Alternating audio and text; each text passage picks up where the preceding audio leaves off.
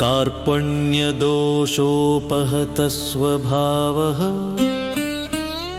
पृच्छामि त्वां धर्मसम्मूढचेतः यच्छ्रेयस्यान्निश्चितं ब्रूहि तन्मे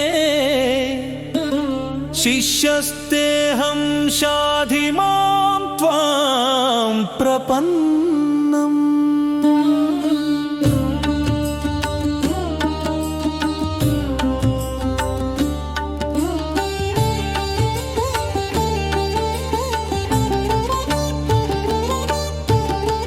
గురువులు బంధువులు అనే మమకార దోషం వల్ల నా బుద్ధి నశించింది, మంచి ఏదో చెడు ఏదో తెలియడం లేదు। శిష్యుడిగా నిన్ను ఆశ్రయించిన నాకు ఏది శ్రేయో మార్గమో దాన్ని ఆదేశించు।